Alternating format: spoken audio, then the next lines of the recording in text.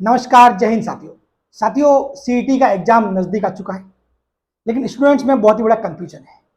Confusion ये है कि सर तुक्का मारे नहीं मारे, नॉर्मलाइजेशन क्या करेगा, क्या खेल बिगाड़ेगा। इन सब चीजों के बारे में मैं आपके सामने बात करने जा रहा हूँ। यूनिक वीडियो है, आपको ऐसा वीडियो पूरे यूट्यूब पे नहीं मिलेगा। कोई सही बात, हकीकत बात बोलता ही नहीं, और वो मैं आपको बताऊंगा कि चीज आखिर में क्या है, और सब कुछ आपके डाउट क्लियर करूंगा। अपन सारे पॉइंट पे बात करेंगे। अपन बात करेंगे नॉर्मलाइजेशन कितना खेल बिगाड़ सकता है, चीजें कैसे होती है, उन सब के बारे में बात करेंगे। नेगेटिव करेंगे तो क्या नंबर कम होंगे? अब हो क्या रहा है, यूट्यूब पे कुछ बच्चे ऐसे भी वीडियो देख रहे हैं जहां ये बताया जा रहा है कि नेगेटिव आपने कर लिए तो नंबर कम हो जाएंगे, घट जाएंगे। ठीक है, तो उन चीजों के बारे में तो उसी का डर है कि सर तुक्के मारे या नहीं मारे, ये भी एक डर है। ठीक है, क्या होता है नॉर्मलाइजेशन, तो ये चीजें किसी को पता ही नहीं है। बातें तो सब करते हैं, ऊपरी ऊपरी बातें, रियल में पता ही नहीं है क्या होता है और सूत्र कैसे काम करता है, इसका फॉर्मूला क्या होता है, सारी A to Z डिटेल में बताऊंगा आपको। करेक्ट, ठीक है। आप सभी को पता है एग्जाम अपने सीईटी स्नातक के पहले 25 को होने थे, वो 25 के बदले 27 हो गया, 27 हो गया। ठीक है, 2 दिन का आगे बढ़ा है मामला, खैर वो कोई बड़ी बात है नहीं। बाकी उसके बाद अक्टूबर एंड में आपके 12वीं लेवल का सीईटी है। क्लियर, ये दोनों चीजें, मतलब भले आप 12th वाला दे रहे हो या स्नातक वाला दे रहे हो, ये वीडियो बहुत काम का है। और भले आप कोई सीईटी का एग्जाम नहीं दे रहे, फिर भी ये वीडियो बहुत काम का, क्योंकि आपके नॉर्मलाइजेशन जहां भी होगा उसको समझना जरूरी है। इसको समझना जरूरी है, और अधिदेश बोर्ड किस तरीके से नॉर्मलाइजेशन करता है वो भी आप जान लो, ताकि आप गलत फहमी में नहीं रहो। ठीक है, कोई भी कंफ्यूजन नहीं रहे, और बिल्कुल आपको क्लियरली चीजें बता दूंगा कि होता क्या आखिर में। ठीक है, चलो तो चलिए पहले स्टार्ट करते हैं कि नॉर्मलाइजेशन का फॉर्मूला क्या होता है। पहले आप देख लो, ये होता है नॉर्मलाइजेशन का फॉर्मूला। ये है स्टैंडर्ड फॉर्मूला जो फॉलो किया जाता है अपने अधिदेश बोर्ड द्वारा। ठीक है, ये वाला फॉर्मूला फॉलो किया, मैं इसको समझाऊंगा अच्छे से। इसको मैं पूरा आपको हिंदी में भी समझाऊंगा, सब कुछ मतलब चीजें लिख के मैंने अच्छे से आपको बताने वाला हूं। तो ये फॉर्मूला देख लो। ठीक है, ये सारा का सारा इसी को मैंने आगे हिंदी में बताया है। ठीक है, हाँ, ये सारा पूरा फॉर्मूला। अब रियल में फॉर्मूला ये है फॉर्मूला नॉर्मलाइजेशन का। ठीक, अब इसके अंदर चीजें क्या है, SIJM प्लस, ये देखो ये फॉर्मूला पूरा। अब देखो इसमें SIJ क्या है, आई वे शिफ्ट के जे कैंडिडेट का स्कोर, यानी कि आप हो, आप क्या हो, आप कोई कैंडिडेट जे हो, आपका शिफ्ट क्या है, आई है। कुछ भी मतलब पहला शिफ्ट, दूसरा तीसरा शिफ्ट, आई। क्योंकि नॉर्मलाइजेशन क्यों होता है आप सभी को पता है, पहले तो ये बता दूं नॉर्मलाइजेशन क्यों होता है, कि पेपर का लेवल सेम बनाने के लिए। नॉर्मलाइजेशन 2 तरीके से होता है, मैं आगे बताऊंगा आपको सब कुछ चीजें, सारी चीजें आज क्लियर करूंगा। आज आपको नॉर्मलाइजेशन के बारे में बिल्कुल भी डाउट नहीं रहने वाला। ठीक है, तो पहले चलो मैं बता ही देता हूं आपको चीजें। हाँ, नॉर्मलाइजेशन 2 तरीके से होता है। एक तो होता है कि मान लो कि पेपर इजी और हार्ड हो उस बेस पे, एक होता है यदि सवाल डिलीट हो तो कैसे। होती क्या चीज कि भाई जब भी कोई पेपर एक या सॉरी 2 या 2 से ज्यादा शिफ्ट में होता है, 2 या 2 से ज्यादा शिफ्ट में होता है, तो उस केस में फिर ये नॉर्मलाइजेशन लगते हैं। इस केस में नॉर्मलाइजेशन लगता है, ये तो डेफिनेटली लगता ही है, ये तो लगता है। इसका कभी लगता कभी नहीं लगता, दोनों चीजों में मैं बताऊंगा। ठीक है, इसमें क्या होता है, जैसे कि मान लो कोई पेपर, कोई जैसे सीईटी का एग्जाम है। ठीक है, अब वो 4 शिफ्ट में होने वाला है, कितनी, 4 शिफ्ट में। वो 4 शिफ्ट में सीईटी का एग्जाम होने वाला है, तो सारा का लेवल सेम नहीं आएगा, कोई इजी आएगा कोई हार्ड आएगा। ठीक है ना, तो उन सभी का लेवल सेम करने के लिए, उन सभी के मार्क्स, जैसे कि कोई किसी मतलब पेपर में वो इजी सवाल थे तो बच्चों के मार्क्स ज्यादा आ गए, और कोई शिफ्ट में हार्ड सवाल तो बच्चों के मार्क्स कम आ गए, तो उन इजी और हार्ड वाले को सेम कैसे लाया जाए, उसका नॉर्मलाइजेशन। तो एक तो वो चीज होती है। दूसरा ये होता है कि बहुत बार सवाल हो जाता है डिलीट, जैसे कि आपके 4 शिफ्ट है, 1 2 3 और 4। एक शिफ्ट के अंदर तो आपके 150 सवाल थे सीईटी के, पूरे पूरे सही थे। एक शिफ्ट के अंदर 2 सवाल डिलीट हो गए, तो सवाल रह गए पीछे 148। एक शिफ्ट के अंदर 3 सवाल हो गए डिलीट, सवाल रह गए 147। एक शिफ्ट के अंदर 1 सवाल डिलीट हो गया, 149। तो अब इनके लिए तो यदि देखे पेपर, इनके लिए पेपर 300 में से था, इनके लिए पेपर हो जाएगा 298 में से, ये होगा भाई 1 सवाल डिलीट हो गया। उस केस में सभी को लेवल कैसे किया जाए, एक और फॉर्मूला लगता है, वो क्वेश्चन डिलीट वाला। तो नॉर्मलाइजेशन 2 तरीके से होता है, दोनों की बात करूंगा मैं, दोनों की बात मैं करने जा रहा हूं। क्लियर, चलिए पहले ये फॉर्मूला आपने देख लिया। ये जो है फॉर्मूला, ये आपके यदि पेपर इजी और हार्ड है, ये फॉर्मूला कब का है, जब पेपर इजी और हार्ड वाला जो नॉर्मलाइजेशन होता है, ठीक है, तब है इजी ऑब्लिक हार्ड। और ये होता ही है, ये हमेशा होता ही है। ये जो पेपर जो भी है 2 से ज्यादा शिफ्ट में होगा तो हमेशा लगेगा। ठीक है, वो तो तब लगेगा यदि क्वेश्चन कुछ डिलीट हो जाए तो ये तो हमेशा लगना है ही है, ठीक। और अगर क्वेश्चन डिलीट हो गया तो दोनों लगेंगे, ये भी लगेगा और क्वेश्चन डिलीट वाला वो भी लगेगा। चलिए अब इसको समझते हैं। तो आईवे शिफ्ट के जे कैंडिडेट का स्कोर, यानी कि एसआईजे क्या है, नॉर्मलाइजेशन के बाद वाला आपका स्कोर, नॉर्मलाइजेशन के आपके बाद वाला स्कोर, ठीक। अब इसके अंदर एक चीज आती है, एक है एम, सभी शिफ्ट का औसत स्कोर, यानी mean, M for mean, average. तो ये सभी शिफ्ट का औसत स्कोर, ठीक है। ये मतलब सारे जो चारों शिफ्ट के अंदर जो बच्चे बैठे हैं उन सभी का औसत स्कोर है। ये आपके हाथ में है नहीं, ये तो जो बच्चों का औसत स्कोर होगा वो अपने आप आ जाएगा फॉर्मूले में। एक होता है सभी शिफ्ट का स्टैंडर्ड डेविएशन, इसको बोलते हैं सिग्मा, ठीक है, साइंस में इसको सिग्मा बोलते हैं। एक सिग्मा ऐसा होता है, आपने देखा होगा सिग्मा या समेशन, ये बड़ा वाला सिग्मा होता है, ठीक है। इसमें ऐसा होता है, एक तो ये होता है लोअर केस, ये होता है अपर केस। अपर केस वाला ये शो करता है योग को, जहां पर जोड़ते हैं सम होता है ना, वहां ये आता है समेशन वाला सिग्मा, और ये होता है स्टैंडर्ड डेविएशन वाला, ठीक है। स्टैंडर्ड डेविएशन में फॉर्मूला होता है जिसमें क्या करते हैं अपन, औसत निकालते हैं, औसत निकालने के बाद मतलब उसमें से जो एक मतलब औसत में से आप जो अंक उनको घटाते हैं, उनका स्कोर करते हैं, फिर वो संख्या से डिवाइड करते हैं, फिर उसका रूट करते हैं, मस्त वाला फॉर्मूला है, ठीक है। अब उससे क्या आपको इतना मतलब नहीं होना चाहिए उससे, ठीक है। तो सभी शिफ्ट का स्टैंडर्ड डेविएशन, तो ये भी सेम चीज है, ये भी सभी के लिए लगेगी, ये जो आपके मार्क्स कैलकुलेट होंगे ना वो सभी के लिए सेम होगा। ये एम और ये सिग्मा, ये सभी के लिए सेम ही होगा फॉर्मूले में, बात क्लियर।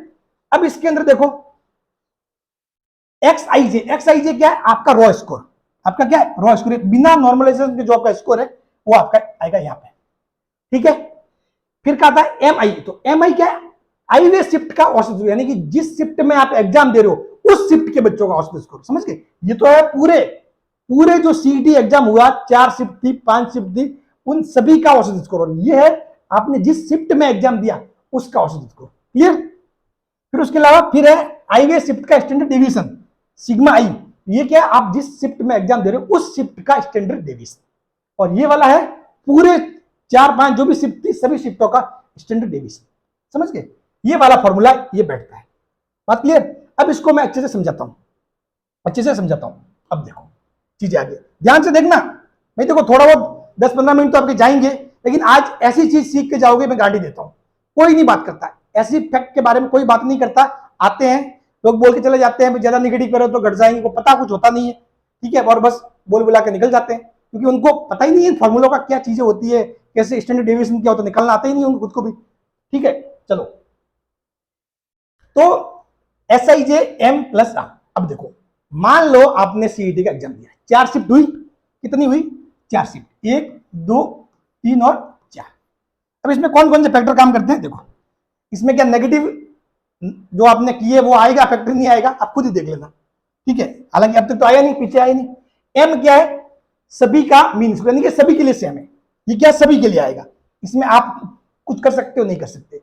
चारों जो शिफ्ट होगी सीईटी की, उसमें चारों का जो बच्चे हैं वो पार्टिसिपेट करेंगे, उनका जो औसत स्कोर है सभी का वो आएगा यहाँ मीन स्कोर, और सभी का वो स्टैंडर्ड डेविएशन वो आएगा यहाँ, ये तो सभी के लिए सेम होगा, फॉर्मूला बैठेगा वो, ठीक है। अब इसके अंदर फिर एम आई और सिग्मा आई, ये पर्टिकुलर शिफ्ट का, जैसे कि इस शिफ्ट के लिए इन दोनों का मान अलग होगा, इस शिफ्ट के लिए इन दोनों का मान अलग होगा, इस शिफ्ट के लिए भी इन दोनों का मान अलग होगा, और इस शिफ्ट के लिए भी इन दोनों का मान अलग होगा, समझ गए ये चीजें।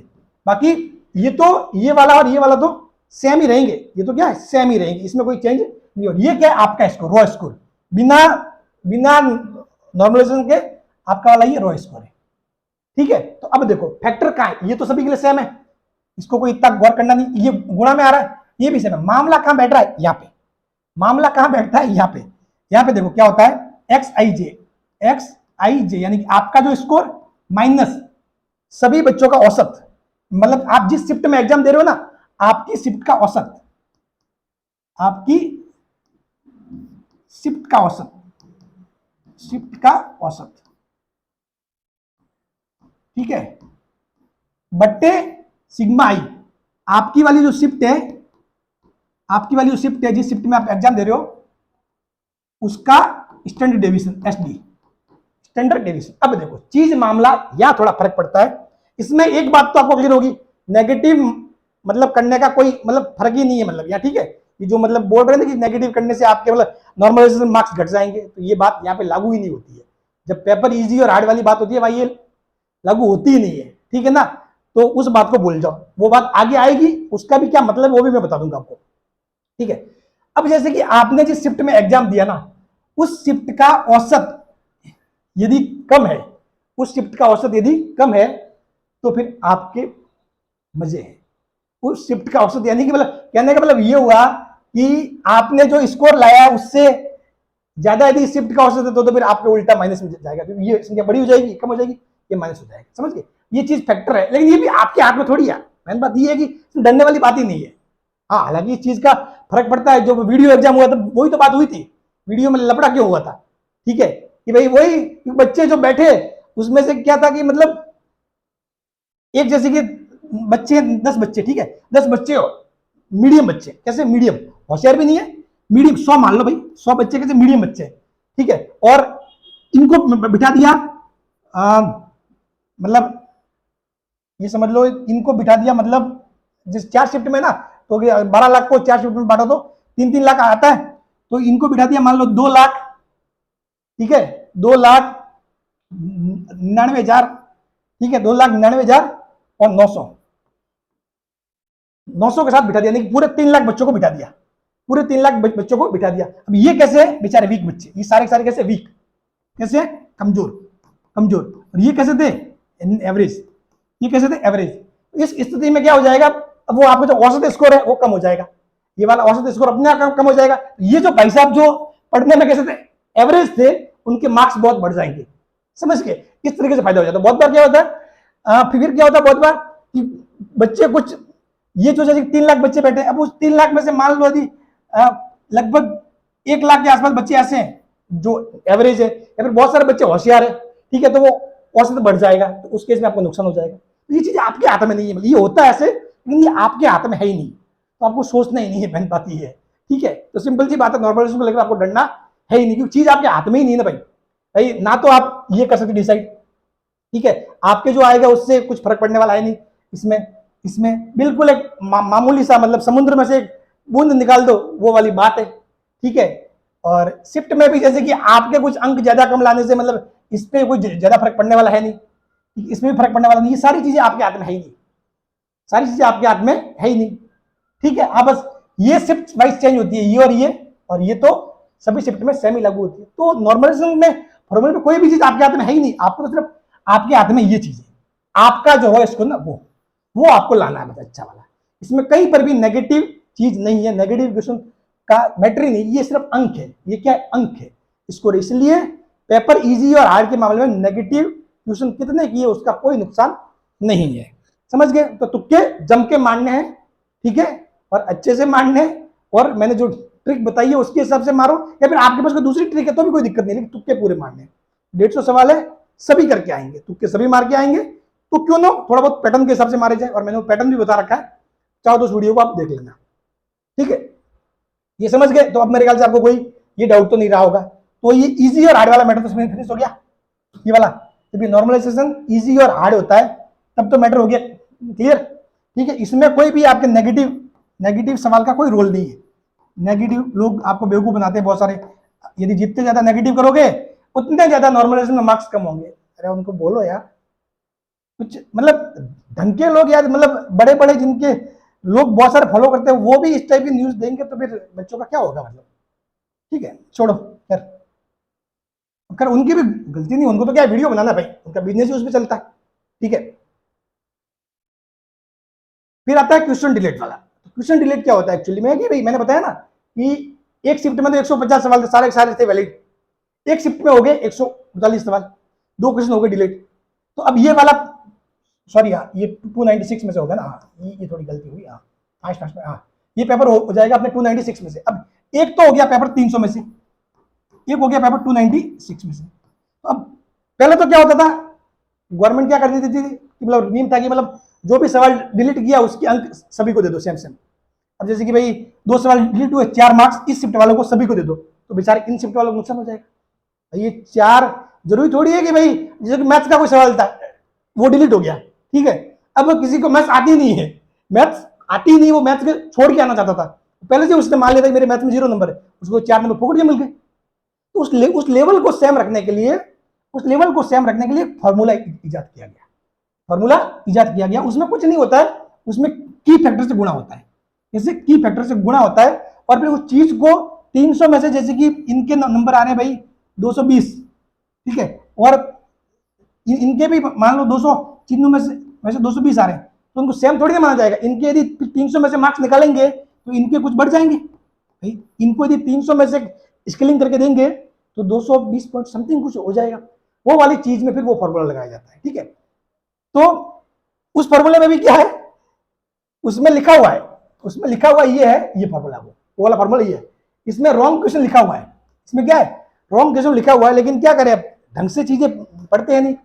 ये रॉन्ग क्वेश्चन वाला चीज तभी वैलिड है जब वो नेगेटिव मार्किंग हो, पहली बात तो ये। और दूसरा, ये नॉर्मल वो है, आपको पता है जो सवाल सही किए राइट क्वेश्चन, इसको ध्यान से देखो, मैं जी की फैक्टर, ये जो की फैक्टर का फॉर्मूला होता है, इस की फैक्टर को मैं बाहर ले लूं तो wrong question minus, sorry right question minus wrong question by 3 into की फैक्टर, ये चीज है वो, मैं बता रहा हूं ये चीज है, ठीक है।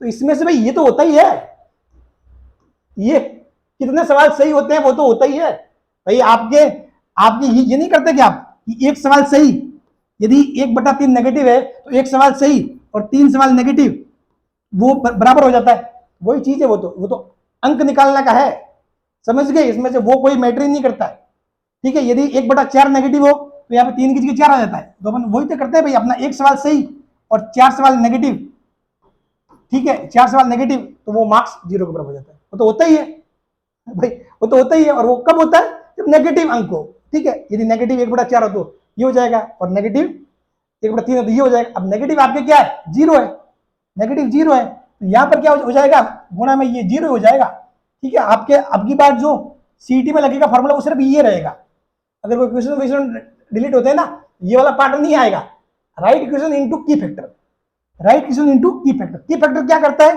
कि भाई कोई पेपर 300 में से था पहले, तो आपके जो सवाल था, एक सवाल वो 2 नंबर का था, वो पेपर 296 में से हो गया, तो फिर आपका जो एक सवाल था उसका मार्क्स स्केल हो जाता है, फिर वो बोले 2 पॉइंट समथिंग का हो जाएगा, उसकी फैक्टर से गुणा हो जाता है, बस बात खत्म। तो इसीलिए गलत फहमी में नहीं रहे, ठीक है। नेगेटिव मार्किंग या नेगेटिव सवाल ज्यादा करने से नॉर्मलाइजेशन में कोई नुकसान नहीं है, ये वीडियो में मैं साफ साफ बोल रहा हूं, ध्यान से। कोई चैलेंज मेरे को कर सकता है तो वेलकम है उसका, ठीक है, ये बात मैंने बता दिया, क्लियर। और इस वीडियो को शेयर भी करना ताकि ज्यादा ज्यादा लोगों तक पहुंचे, क्योंकि बच्चे की गलत कंफ्यूजन हो नहीं रहे, बस ऐसे डरा दिया जाता नॉर्मलाइजेशन का खेल होगा, ये होगा, ये होगा, पता ही नहीं, फलाना ढीकला, पता नहीं क्या बताऊं मैं, ठीक है। तो ये बात समझ लो, एक बात खोपड़ी में बिठा लो, ठीक है। फिर से बोल देता हूं कि नॉर्मलाइजेशन बिगाड़ेगा खेल, तो देखो नॉर्मलाइजेशन जो खेल बिगाड़ेगा वो खेल आपके हाथ में नहीं है, वो खेल आपके हाथ में नहीं है, वो किस्मत की बात है कि आपकी पारी में कितने होशियार बच्चे बैठते हैं, ठीक है, कितना एवरेज स्कोर जाता है, वो आपके हाथ में है ही नहीं। सोचना ही नहीं भाई, जो चीज आपके हाथ में ही नहीं है उसके बारे में सोचना ही क्यों, क्यों सोचना भाई, क्यों सोचना, ठीक है, ये चीज आपके हाथ में ही नहीं है। हाँ, नॉर्मलाइजेशन खेल बिगाड़ सकता है, इसमें कोई दो राय नहीं है, नॉर्मलाइजेशन खेल बिगाड़ सकते हैं, लेकिन ये आपके हाथ में ही नहीं है ना भाई। आप क्या क्या कर सकते हो, बताओ क्या कर सकते हो, कुछ नहीं कर सकते डेफिनेटली, तो इसके बारे में सोचना ही नहीं भाई, ठीक है। फिर नेगेटिव करेंगे तो क्या नंबर कम होंगे, नॉर्मलाइजेशन और नेगेटिव इसका कोई रोल नहीं है, ठीक है। आप कितने भी नेगेटिव करो, नॉर्मलाइजेशन फॉर्मूले में इसका कोई फर्क नहीं पड़ता। लोग आपको ऐसे ही डरा देते हैं कि जितने ज्यादा नेगेटिव करोगे नॉर्मलाइजेशन में उतना मतलब मार्क्स कम होंगे, ऐसा बिल्कुल नहीं है। ये मैं आपको अध्ययन बोर्ड के फॉर्मूले बता रहा हूं, कोई भी चैलेंज करना चाहे तो कर सकता है, ठीक है, कर सकता है चैलेंज, बात क्लियर। तुक्के मारे या नहीं मारे, तो भाई सभी को मारने, सभी को मारने। आपको पता है अब सीईटी 4 साल के लिए वो कर रहे हैं वैलिड, ठीक है, तो 4 साल के लिए वैलिड मतलब ये होगा कि उसमें फिर वो आपको बार बार सीईटी देने का काम नहीं पड़े, तो ये मौका अच्छा है, पास कर जाओ, ठीक है। फिर क्या पता नेक्स्ट टाइम सीईटी हो उसमें नेगेटिव मार्किंग शामिल कर दे, समझ गए ना, इसलिए मौका अच्छा है। थोड़ा बहुत जो भी है, मैं ये नहीं कहता तुक्के ही मारने, मतलब आपको जो पढ़ो, आप पढ़ो, तैयारी करो। बहुत सारे बच्चे बोलते सर आप बच्चों को उल्टी शिक्षा दे रहे तुक्के मारने, भाई तुक्का मारना एक कला है, ठीक है, तुक्का मारना एक कला है, ये मैं नहीं कहता, बड़े बड़े टीचर बात करते हैं, ठीक है। विकास देवीकृति सर की वीडियो देख लेना, उन्होंने भी बताया साहब साहब कि तुक्का मारना क्या एक कला है, ठीक है। और उन्होंने तो उस एग्जाम में भी बताया जहाँ पे नेगेटिव मार्किंग होती है, समझ के, जहाँ पे नेगेटिव मार्किंग होती है, यूपीएससी के प्री में तुक्के कैसे मारे उसके बारे में बकायदा विकास द्विवेदी सर का वीडियो है। आप मतलब मेरे को बोल रहे हो, गजब ही बात है। और मैं तो ये कह रहा हूं भाई आप पढ़ो, आप अपनी तैयारी करो, जो सवाल आए उसको अटेम्प्ट करो अच्छे से, फिर उसके बाद तुक्के कैसे मारना है वो पैटर्न के हिसाब से मारना, वो सोच समझ के मारना है, समझ के। तुक्के मारना भी क्या है, कला, और वही कला मैं आपको बता रहा था, वही कला मैं आपको बता रहा था, ठीक है ना। तो इसीलिए गलत फहमी में मत रहना, ठीक है। तो आप तुक्के मार सकते हो, अच्छे से मारना, लेकिन पहले वो सवाल करना जो आपको अच्छे से आए, फिर उसके बाद मैंने जो वीडियो बताया है वो वीडियो देख लेना और इस हिसाब से तुक्के मार लेना, मैंने जो ट्रिक बताई है वो। तो नॉर्मलाइजेशन समझ गए क्या होता है, और सूत्र भी आप समझ गए होंगे। तो अब प्लीज मैं चाहता हूं कि आप इस वीडियो को शेयर करें, हालांकि मेरी पहुंच तो इतनी है, मेरे साथ लगभग 18,000 के आसपास लोग हैं, आप पहुंचा सकते हो इस वीडियो को अधिक से अधिक के पास, शेयर कीजिए, और जिन बच्चों को कंफ्यूजन है उनका कंफ्यूजन दूर कीजिए। तुक्के मारने हैं, जम के मारने, ठीक है। और मैं कोई ऐसी बात नहीं करता भाई, देखो बात ऐसी है कि मैं खुद गवर्नमेंट जॉब सिलेक्टेड हूँ, सारी चीजें हैं, आप मेरे जो चैनल है उसके बायो में जाके देख लेना क्या क्या चीजें हैं, मेरी क्वालिफिकेशन क्या है। आपके सामने बात कर रहा हूँ तो फैक्ट के साथ बात करता हूँ, ठीक है। मैं कोई यूट्यूबर नहीं हूँ, मैं टीचर हूँ, ठीक है। मिलते हैं फिर नेक्स्ट वीडियो में, और इसको शेयर जरूर करना। Thank you so much.